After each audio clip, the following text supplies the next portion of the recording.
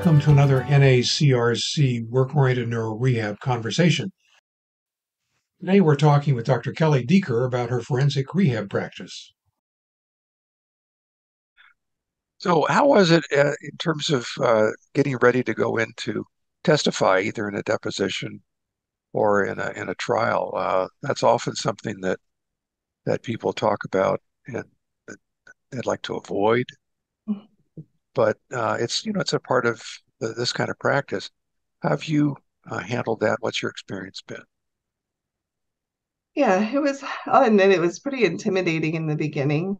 Um, it's something that definitely takes some review and preparation. The first handful of times can be fairly intimidating, but if you do a good job, do a good evaluation, write a good report, um, you're really sticking with your report and defending your opinions as you go through it. So I found that the more that I do, the more comfortable I become. And I've been blessed to have good mentors and colleagues who are also doing this type of work to reach out to and bounce ideas off of, and just to get that professional support.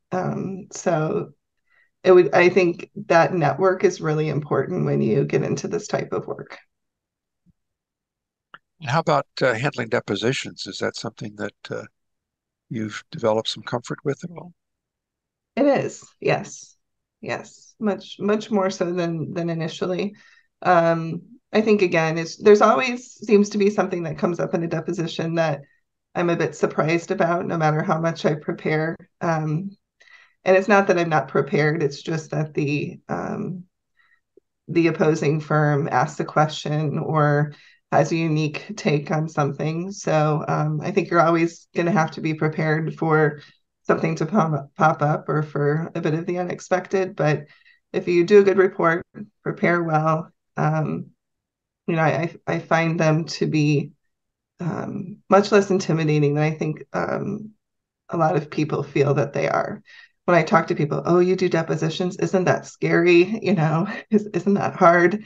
And yeah, it's a little scary. It's a little hard in the beginning, but once you, I think it's like anything else. Once you build a comfort level with it and build your confidence with doing that type of work and defending your work, I think that goes away pretty quickly. Mhm. Yeah, good. Uh, what's the sort of thing you can point to that allows you to look back and feel like you're glad you started down this road? Are there, was there a point in time where you thought, well, this is something I'd really like to do in my future? Yeah, if I'm being honest, I needed a little bit of push to get started. And I had a mentor who gave me a little bit of that push. And the first attorney that I worked with was really great in mentoring himself. So he was fully aware that it was my first forensic case, that I'd had a lot of evaluation experience, a lot of expertise in functional testing. So I wasn't new to any of that, but that it was my first time doing a forensic case. So, he spent a lot of time with me, preparing me. I had my mentors to fall back on, and colleagues who were also doing this type of work. Um, and so you know, that push kind of helped me get into it.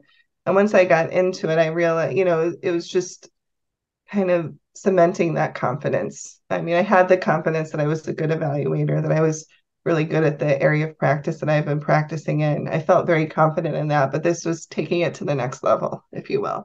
So just kind of, I think, like a lot of other things in life, it's taking that first step, taking that leap, that faith, that step of faith, putting yourself out there, being challenged, learning from mistakes that you'll make, because there'll be mistakes that are made, and just relying on colleagues and others that support you to kind of help you step your way through that.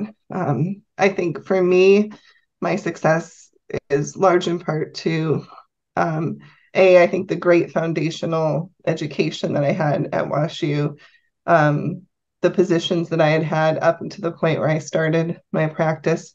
And then also, just the mentorship of colleagues. I've been mentored by colleagues that are older than me, that are younger than me, colleagues in other professions, and just building that network, I think is very important.